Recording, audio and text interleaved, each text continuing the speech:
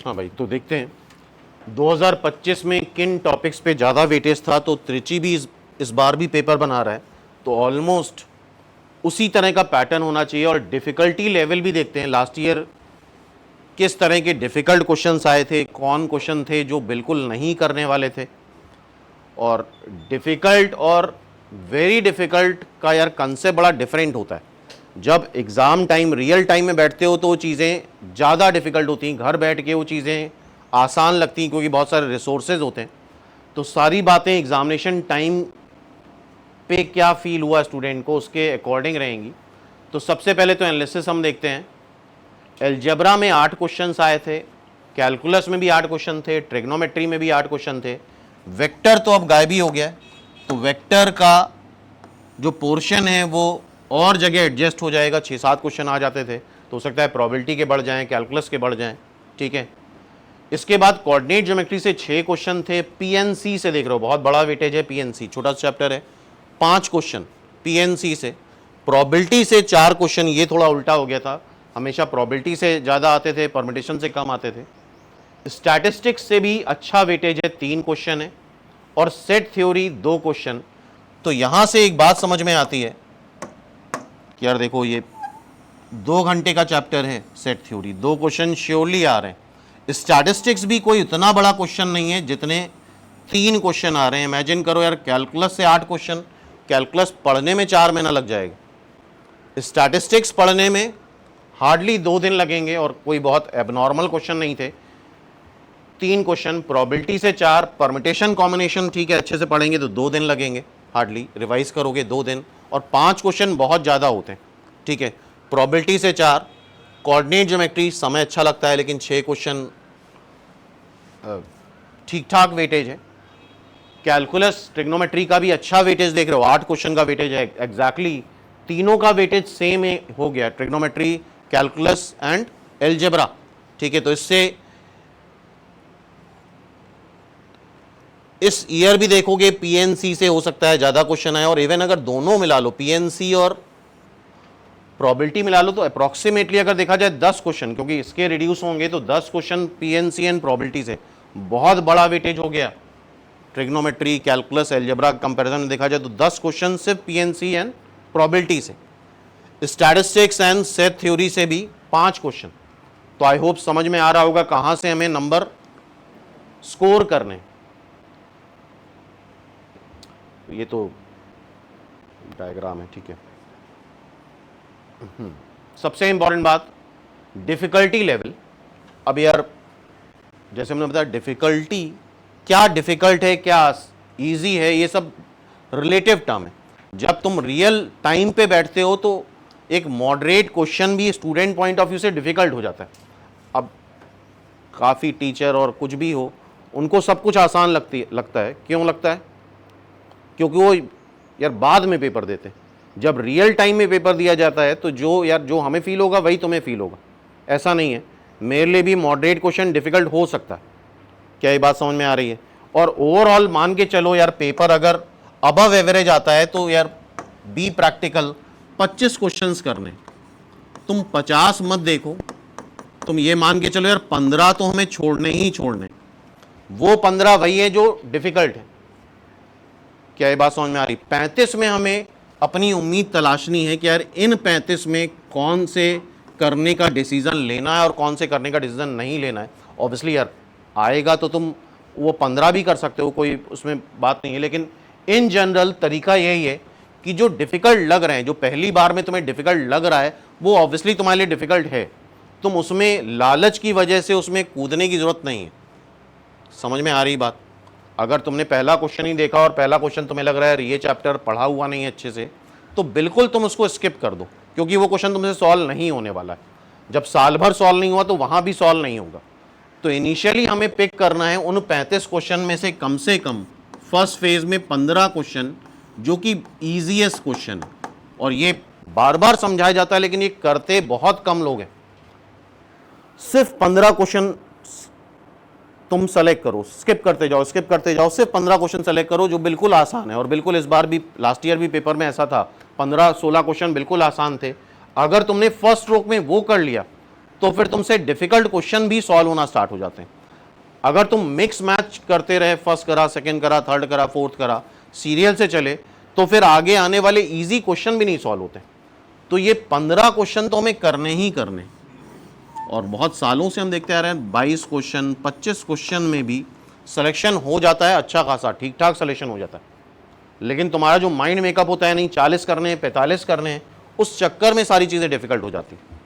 समझ में आ रही बात? तो जो भी पेपर है, पेपर अगर अबव एवरेज भी आता है, पेपर अगर बहुत डिफिकल्ट भी आता है, तो भी 15 क्वेश्चन का स्कोप कहीं नहीं गया है। 15 क्वेश्चन उसमें वो डालेंगे ही जो ईजी होंगे या ईजीएस्ट होंगे। समझ में आ रही बात? तो यही चीज़ तुम मॉक में भी करो। फर्स्ट फेज जब मैथ्स का अटेम्प्ट कर रहे हो तो छांट के 15 करो, और इस चीज़ के लिए माइंड मेकअप करो कि हमें 35 ही करने। फिर ग्रेजुअली बढ़ोगे, तुम 50 करने के चक्कर में तुम 20 भी नहीं कर पाते हो, 15 भी नहीं कर पाते हो। और आई थिंक ये सारी बातें तुमने मॉक से रियलाइज कर ही ली होंगी। तो फिर अपनी अप्रोच को बदलने की ज़रूरत है।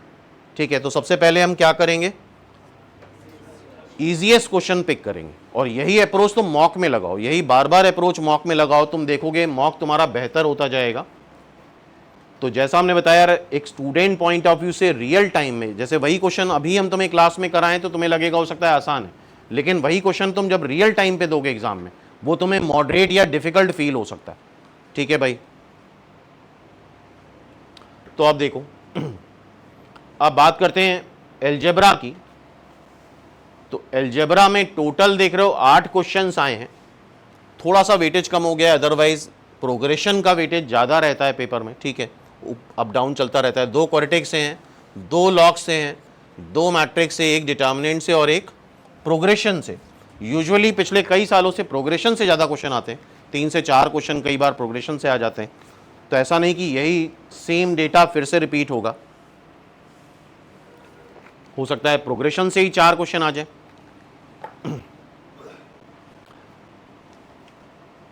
अब इसमें ये बात बड़ी इंपॉर्टेंट है, डिफिकल्टी लेडर क्या है, इसका डिफिकल्टी कौन से इजी हैं, कौन से डिफिकल्ट क्वेश्चन आए इन 8 में से। तो इजी तो एक भी नहीं आया, हम ये स्टूडेंट पॉइंट ऑफ व्यू से बात कर रहे हैं, इजी कोई नहीं था। 3 मॉडरेट थे, मीडियम लेवल के थे, और 5 डिफिकल्ट थे। तो जो डिफिकल्ट थे यार, वो सबके लिए डिफिकल्ट हैं, समझ रहे हो? ऐसा नहीं कि तुम्हारे लिए स्पेशली पेपर बनाया गया। अब उसमें कितना तुम बैलेंस बना लेते हो ये तुम्हारे ऊपर है। मतलब 8 क्वेश्चंस में से अगर ऑन एन एवरेज स्टूडेंट कर पाया होगा तो 4 से 5 कर पाया होगा, हार्डली। समझ रहे हो? जो डिफिकल्ट है वो डिफिकल्ट है, और कई लोगों के लिए वो डिफिकल्ट मॉडरेट भी डिफिकल्ट हो जाता है कई बार। वो डिपेंड करता है किस माइंडसेट से बैठे हो। क्लियर है बात? तो आसान कोई भी नहीं था अलजेब्रा से, 3 मॉडरेट क्वेश्चन थे और 5 डिफिकल्ट थे। वो कौन से क्वेश्चन थे? पहला क्वेश्चन ये आया था डिफिकल्ट क्वेश्चन, ये इसको क्वाड्रेटिक बोल सकते हो या फिर जनरल इक्वेशन के सोल्यूशन बोल सकते हो। ये डिफिकल्ट था, और ये सब अभी सॉल्व नहीं करा रहे हैं। इन दोनों को सॉल्व करके एक्स और वाई निकालना था, यहाँ वैल्यू रखनी थी, ए आ जाता, और इन सब सिस्टम के कितने टोटल सोल्यूशन आ रहे हैं, दैट इज एन। समझ में आ रही बात? और ए एन का प्रोडक्ट बताना था हमें। क्लियर है? तो ये एक डिफ़िकल्ट साइड है। ठीक है, समय लगता। डिफ़िकल्ट के 2 डेफिनेशन है, या तो कुछ ऐसी ट्रिक है जो दिमाग में नहीं आ रही, या फिर वो बहुत टाइम टेकिंग है। आ तो रहा है लेकिन समय लग जाएगा ज़्यादा, 2-3-4 मिनट लग जाएंगे। जब ज़्यादा समय लगता है तो पैनिक कर जाते हैं, उस वजह से भी वो क्वेश्चन डिफ़िकल्ट हो जाता है। ठीक है, नेक्स्ट देखो, तो ये ट्रांसफॉर्मेशन ऑफ रूट का क्वेश्चन था। ये भी अच्छा क्वेश्चन था, मतलब इसको हम डिफिकल्ट साइड में ही रखेंगे, बिकॉज इतना आसान नहीं था। सारी वैल्यू रख के सॉल्व करना टाइम टेकिंग था। लेकिन वही है, अगर तुम उस क्वेश्चन को अटेम्प्ट करने गए हो तो सोच समझ के जाओ। मतलब ये तुम्हें समझ में आना चाहिए यार, इसमें टाइम लगेगा, ये नहीं कि 3 मिनट लग गए फिर पैनिक करने लग गए। तो ये डिसीजन तुम्हें लेना है, हाँ करना है तो समय लगेगा, और बिल्कुल ये समझदारी होगी। अगर तुम कर रहे हो तो 3 मिनट लग रहे हैं तो पैनिक मत करो, फिर आंसर निकाल के ही बाहर हो। हाँ, लेकिन अगर 4-5 मिनट लग रहे हैं, 5 मिनट लग गए, तो आई थिंक इतना एक्सपीरियंस हो गया होगा कि अब कुछ नहीं आने वाला है, हम अननेसेसरी समय बर्बाद कर रहे हैं। तो सबसे पहली चीज़ अपने बिहेवियर को समझना होगा तुम्हें। जो चीज़ बार बार मॉक में हो रही है वैसा ही तुम्हारा टेस्ट में होने वाला है, वही बिहेवियर वहाँ भी काम आएगा। ठीक है, तो ये भी हम डिफ़िकल्ट में रखेंगे। नेक्स्ट ये था लॉग का क्वेश्चन, मॉडरेट था, दोनों ही मॉडरेट क्वेश्चन थे, कुछ खास नहीं था। लॉग के क्वेश्चन काफ़ी सारे सॉल्व करें, ये दोनों क्वेश्चन इजीली सॉल्व हो जाते, ठीक है। नेक्स्ट मैट्रिक्स से 2 क्वेश्चन आए थे, ये तो गलत आया था। इनवर्स का inverse, then the inverse of this matrix, तो इनवर्स का इनवर्स निकालोगे तो वही तो आएगा, बोलो इनवर्स का इनवर्स तो वही आएगा, जबकि ऐसा कोई आंसर नहीं था। तो यार ये एक तरह का माइंड गेम समझ लो, मतलब लोग बड़े खुश हो जाते हैं यार ये तो हो गया, लेकिन आंसर ही नहीं मैच कर रहा है। अब जब आंसर नहीं मैच करता है तो टीचर के ऊपर डाउट जाता है, लग रहा है यार ऐसा कुछ अलग कंसेप्ट होगा, लग रहा हमें पर्सनली ये नहीं बताया गया। तो ऐसा नहीं है, इनवर्स का इनवर्स इनवर्स ही है। अब तुम्हें अपना कॉन्फिडेंस यूज़ करना है, गलत है यार, कोई भी आंसर नहीं मैच कर रहा। इसके बाद ये जो क्वेश्चन आया था, ये वेरी कोई नहीं कर पाया ऑल ओवर इंडिया। b की पावर 19, अगर मैट्रिक्स तुमने पढ़ा है तो b की पावर 19 अगर निकालना है तो क्या तरीका होता है, बी स्क्वायर निकालोगे, बी क्यूब निकालोगे, जनरलाइज हो जाता है। तुम यहां बी स्क्वायर निकालोगे, बी क्यूब निकालोगे, कुछ भी जनरलाइज नहीं होगा। फिर लोगों को क्या लगता है यार बी स्क्वायर, कहीं ऐसा तो नहीं हमने बी क्यूब गलत निकाल लिया, फिर बी क्यूब निकालने बैठ गए, फिर b की पावर 4 निकालने बैठ गए, कुछ भी जनरलाइज नहीं होता है। वो चौथे, पांचवें, छठे के बाद जनरलाइज होना स्टार्ट होता है। तो यार वो नॉनसेंस बात है, कोई मतलब ही नहीं कि हम फालतू में b की पावर 4, b की पावर 5, b की पावर 6, b की पावर 7 निकालें, नॉनसेंस बात है वो। तो ये ऑल ओवर इंडिया कोई नहीं कर सकता, ये सिर्फ तुम्हारा टाइम खराब करने के लिए क्वेश्चन दिया गया था। समझ में आ रही बात? तो ये ट्रैप तुम्हें समझना होगा, ये ट्रैप इस बार भी आ सकता है, तो उसके लिए कॉन्फिडेंस चाहिए होगा। नहीं यार, तुम्हें बहुत सोच समझ के सिलेक्शन करना होगा क्वेश्चंस का। नेक्स्ट ये x y z are the cube root of 27। 27 का क्यूब रूट होता क्या है? 3। अच्छा, क्यूब रूट ऑफ यूनिटी क्या होता है? 1 ओमेगा ओमेगा स्क्वायर। तो 27 का क्यूब रूट 3 ओमेगा स्क्वायर हो जाएगा एक्स वाई जेड, ये कंसेप्ट है। तो मॉडरेट में डाल रहे हैं बिकॉज काफ़ी लोगों को यही कंसेप्ट नहीं पता होता है, वो एक्स वाई जेड सबको 3 डाल देते हैं, जबकि ये क्यूब रूट ऑफ यूनिटी का क्वेश्चन है। यहाँ पे हम वैल्यू रखेंगे और उसके डिटर्मिनेंट की वैल्यू निकाल लेंगे। तो मॉडरेट है, कॉम्प्लेक्स नंबर और डिटर्मिनेंट दोनों का यूज़ है, ठीक है भाई। प्रोग्रेशन का ये भी अच्छा क्वेश्चन था, टाइम टेकिंग क्वेश्चन था एपी का। 2-3 क्वेश्चन थी जिनको हमें सॉल्व करना पड़ता, फिर आंसर आता। तो स्टूडेंट पॉइंट ऑफ व्यू से हम इसको डिफ़िकल्ट में ही डालेंगे, बिकॉज जब 3-4 मिनट से ज़्यादा लगता है तो फिर चीज़ें डिफ़िकल्ट हो ही जाती। अब आते हैं कैलकुलस में। तो कैलकुलस में देख रहे हो डेफिनेट इंटीग्रल और एक छोटा सा चैप्टर कॉन्टिन्यूटी डिफरेंशियबिलिटी से 2 क्वेश्चन। तो इसीलिए हम बोल रहे हैं कॉन्टिन्यूटी डिफरेंशियबिलिटी को अच्छे से प्रैक्टिस करनी है।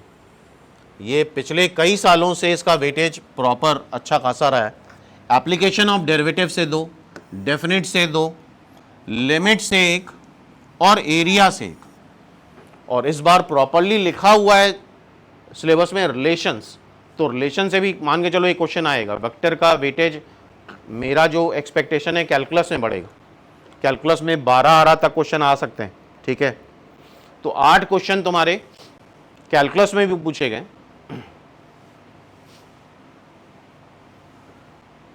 अब देखो क्या डिफिकल्टी लेवल रहा, इजी अभी भी कोई नहीं है कैलकुलस में भी। मॉडरेट 7 है, 7 के 7 मॉडरेट हैं और 1 डिफिकल्ट है, समझ रहे हो। तो इजी पेपर एक्सपेक्ट मत करना, कम एक्सपेक्ट करोगे तो ज़्यादा अच्छा क्वेश्चन पेपर होगा, ठीक है। और बेटर रहता है कि पेपर इजी ना आए, क्योंकि पेपर अगर इजी आ गया तो सिलेक्शन बहुत अनसर्टेन हो जाता है, ठीक है।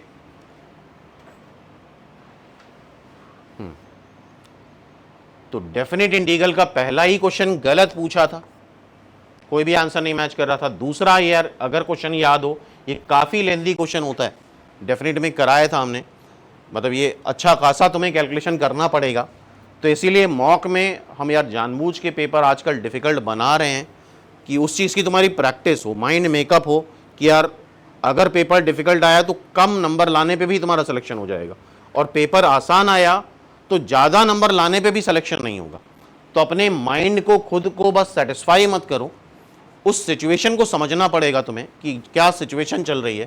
तो ये काफ़ी लेंदी था, इस वजह से इसको डिफ़िकल्ट की कैटेगरी में डाल दिया। और ये याद होगा, लेबनीज फॉर्मूला यहाँ लगेगा, ठीक है।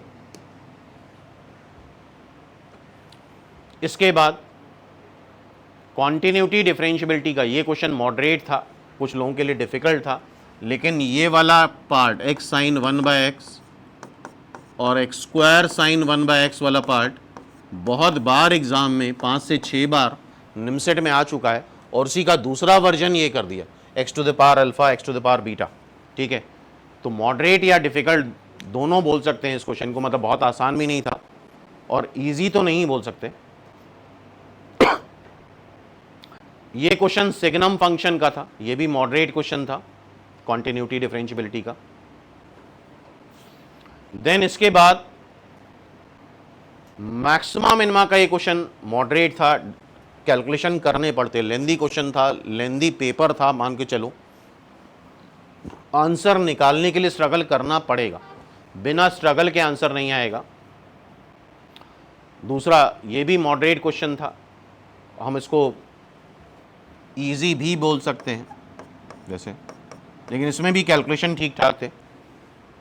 स्लोप ऑफ नॉर्मल लाइन बनाना है to the curve, parametric form लगानी होगी, ठीक है भाई। इसके बाद ये एक लिमिट का क्वेश्चन था, इसको भी हम मॉडरेट लेवल पे डाल रहे हैं। हम इजी उसको बोलेंगे जो देखते ही तुम्हें समझ में आ जाए, बस एक फॉर्मूला लगाया और सॉल्व हो गया, दैट इज इजी, या तुम्हें याद हो। तो पेपर में ऐसा बहुत कम था जो तुम्हें देखा हुआ मिले, बुकिश क्वेश्चन बहुत कम थे, वहां तुम्हें कंसेप्ट ही लगाना पड़ेगा, ठीक है। तो लिमिट में एक क्वेश्चन यूजुअली 2-3 आ जाते हैं। एरिया से भी एक क्वेश्चन मॉडरेट था, ठीक है, साइन एक्स और कॉस एक्स के बीच का एरिया निकालना है, कैलकुलेशन तुम्हें करना पड़ेगा यहाँ पे। अब इसके बाद हम बात कर रहे हैं ट्रिग्नोमेट्री की। तो ट्रिग्नोमेट्री में सबसे ज्यादा, जरा देख रहे हो, हाइट एंड डिस्टेंस से 4 क्वेश्चन, मतलब ये हाइट हो गई, इतना नहीं होना चाहिए, हाइट एंड डिस्टेंस से ही 4 क्वेश्चन, ऐसा कभी नहीं हुआ। ट्रिग्नोमेट्रिक रेशियो से 3 और इक्वेशन से 1। सबसे ज्यादा वेटेज जनरली तो ट्रिग्नोमेट्रिक रेशियो का ही रहता है, ठीक है भाई। तो इसे समझ रहे होगे किस तरह से, किस डायरेक्शन में अपनी प्रिपरेशन को ले जाना है तुम्हें। अब डिफिकल्टी लेवल देखते हैं। यहां पे इजी 3 क्वेश्चन थे, 2-3 क्वेश्चन ऐसे थे जो देखते ही तुम टिक कर सकते हो कॉमन सेंस लगा के। मॉडरेट 4 था और डिफिकल्ट 1 क्वेश्चन आया था। एक क्वेश्चन डिफिकल्ट क्या, वो भी क्वेश्चन नहीं कर पाया होगा कोई, ठीक है। और घर पे आने के बाद तो हर आदमी होशियार हो जाता है यार, ये तो हो ही जाता, ऐसा नहीं होता है। रियल टाइम में पेपर और घर पे आने के बाद पेपर बिल्कुल बदल जाता है, और सारा खेल रियल टाइम का ही है। तो ये 4 क्वेश्चंस थे, जो कि पहला वाला मॉडरेट था हाइट एंड डिस्टेंस का, दूसरा वाला आसान था,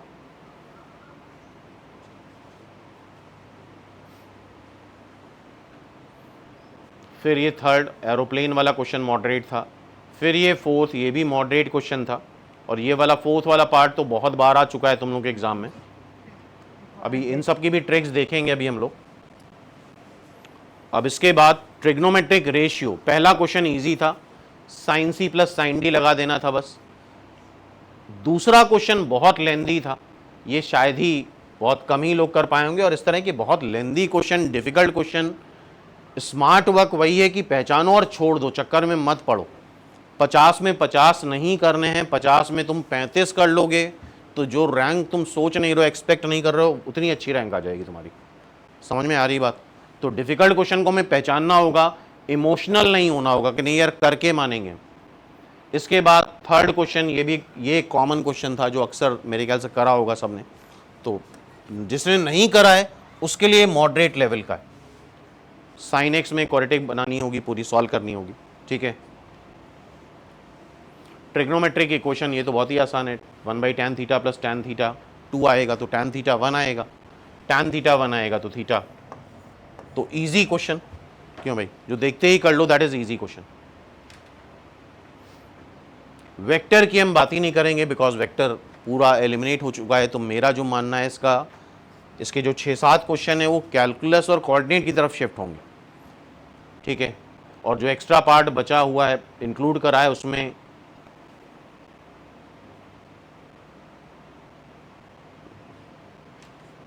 अब आते हैं कोऑर्डिनेट ज्योमेट्री पे। तो कोऑर्डिनेट ज्योमेट्री में कोनिक सेक्शन से दो, स्ट्रेट लाइन से दो और सर्कल से दो, बिल्कुल इक्वली लाइकली डिस्ट्रीब्यूट करा है। दो दो दो क्वेश्चन तीनों से आए हैं, तो कोई भी ऐसा नहीं कि तुम कोनिक सेक्शन छोड़ दो, सर्कल छोड़ दो, स्ट्रेट लाइन छोड़ दो। और देख रहे हो स्ट्रेट लाइन का अच्छा खासा वेटेज है, मतलब ये 2 चैप्टर मिला के 4 क्वेश्चन और यहां 3 चैप्टर मिला के 2 क्वेश्चन, ठीक है।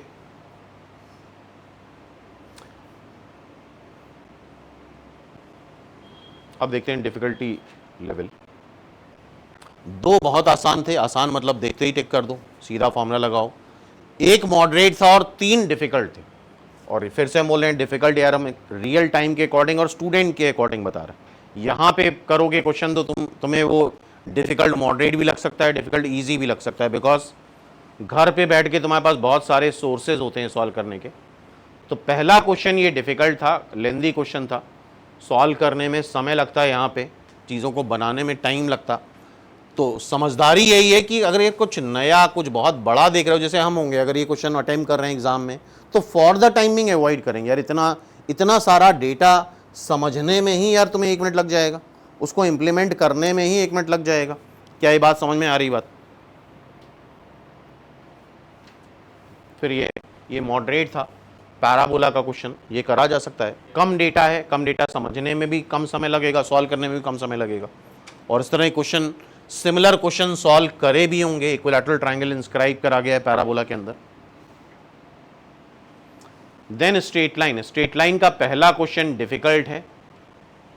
और देख रहे हो इतना सारा डेटा है, तो फॉर द टाइमिंग अवॉइड करो। हम ये नहीं कर रहे हैं कि नहीं करो, शुरुआत में वही क्वेश्चन करो जो आसान हो, जो मॉडरेट हो, ठीक है। और इतनी प्रैक्टिस के बाद फिर समझ में आ जाना चाहिए, क्वेश्चन देखते ही समझ में आ जाता है कि यार ये करने वाला क्वेश्चन है कि नहीं करने वाला क्वेश्चन। समझ में आ रही बात? नेक्स्ट ये एक आसान क्वेश्चन था, ऑब्ट्यूस एंगल बताना है, टैन थीटा वाला फॉर्मूला लग जाता। बोलो टैन थीटा वाले फॉर्मूले से mod m1 - m2 upon 1 + m1 m2 आता है, वो एक्यूट ही आता है। तुम्हें ऑब्ट्यूस 180 - थीटा से निकालना पड़ेगा। देन सर्कल, पहला क्वेश्चन बहुत आसान था, दूसरा क्वेश्चन डिफिकल्ट था, alpha plus beta plus gamma सब निकालना पड़ता। और अगर अच्छे से क्वेश्चन सॉल्व करें तो दिख जाता है कि क्या डिफिकल्ट है और क्या आसान है। तो शुरुआत के 10 क्वेश्चन तो तुम्हें एग्जैक्टली वही करने हैं जो आसान हो। 10 से 15 क्वेश्चन यार अगर अच्छे से प्रैक्टिस करी तो 15 तो तुम्हें मिलेंगे ही मिलेंगे जो आसान है। और 15 अगर कर लिए तो उससे बहुत कॉन्फिडेंस आ जाता है, उससे अच्छा खासा कॉन्फिडेंस आ जाता है आगे मॉडरेट क्वेश्चंस करने के लिए। तो परमिटेशन कॉम्बिनेशन से 4 क्वेश्चंस आए हैं।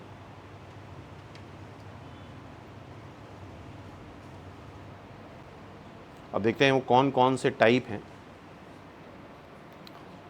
4 क्वेश्चन में 3 आसान थे, 1 मॉडरेट था और 1 डिफिकल्ट था। तो ऐसा नहीं कि आसान क्वेश्चन नहीं आए। The number of permutation of the word Bangalore such that ANGLE appears together in all permutation। I think समझ गए होंगे, तो इनको फिक्स कर दें, बाकी सब अरेंज कर दें। बहुत आसान क्वेश्चन था ये। 3 डिजिट इंटीजर बताना है विच आर मल्टीपल ऑफ 6। 6 का मल्टीपल है तो 2 से डिविजिबल, 3 से डिविजिबल। 2 से डिविजिबल तो इवन नंबर होना चाहिए, 3 से डिविजिबल तो सम ऑफ ऑल डिजिट 3 से डिविजिबल होनी चाहिए। तो इसको मॉडरेट में रखा है बिकॉज समय लगेगा वहाँ पे। अगर करोगे तो ऐसा नहीं कि यार बोलना आसान होता है कि ईजी है, लेकिन वहाँ समय लगता है, ठीक है, करना पड़ेगा। और आंसर आने, अगर तुम कैलकुलेशन करते हो तो फिर आंसर आएगा नहीं आएगा ये भी थोड़ा अनसर्टेन हो जाता है। ये क्वेश्चन थोड़ा डिफिकल्ट था, which are not multiple of 3 and 5। ये कॉम्प्लीमेंट्री इवेंट वाला है, which are not multiple of 3 and 5। तो ये डिफिकल्ट के उसमें डाला है। चौथा क्वेश्चन देखो, ये एक इजी क्वेश्चन था, ग्रुप फोटो का सीधा सीधा क्वेश्चन बन रहा था, ठीक है। अच्छा ये प्रोबेबिलिटी का क्वेश्चन है, सॉरी प्रोबेबिलिटी में जाएगा ये, ठीक है, ये यहाँ इंक्लूड हो गया। नेक्स्ट देखो वो प्रोबेबिलिटी का क्वेश्चन प्रोबेबिलिटी में जाएगा। ये क्वेश्चन है तुम्हारा परमिटेशन कॉम्बिनेशन में, बड़ा रेगुलर क्वेश्चन है। Digits, all digits are allowed to repeat any number of time. तो इससे कितने नंबर बनेंगे? आई थिंक ये क्लास 11 का क्वेश्चन है। तो अगर तुम ढूंढने बैठोगे 10, 12, 15 क्वेश्चन तुम्हें आसान मिलने ही वाले। 5 क्वेश्चन प्रोबेबिलिटी में हो जाएंगे तुम्हारे। अब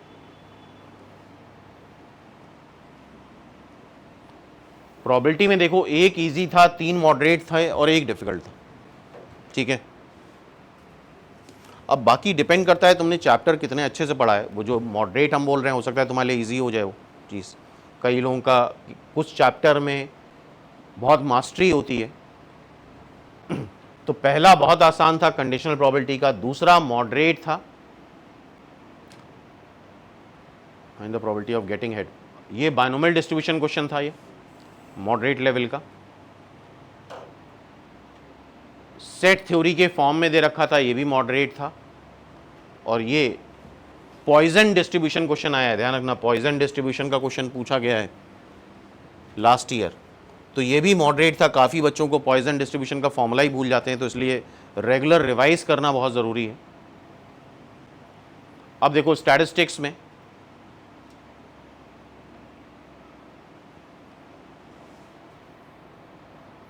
एक इजी, एक मॉडरेट, एक डिफिकल्ट।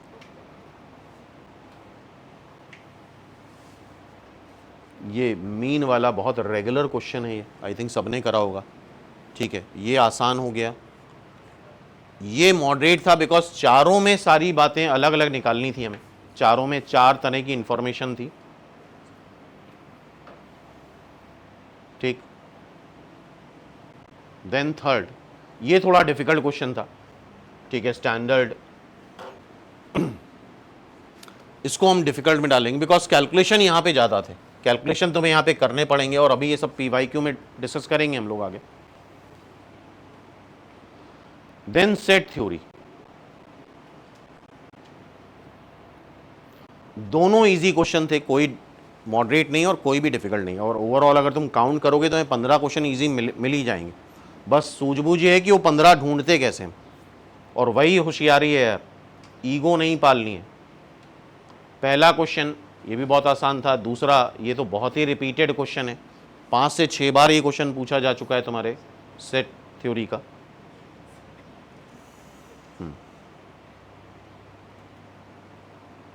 तो ये 2 क्वेश्चन हो गए जो कि दोनों ही आसान थे, बहुत रेगुलर क्वेश्चन थे। तो आई होप समझ में आया होगा कि पेपर का पैटर्न क्या है और किस तरह से अप्रोच करनी, क्या अप्रोच होनी चाहिए पेपर की।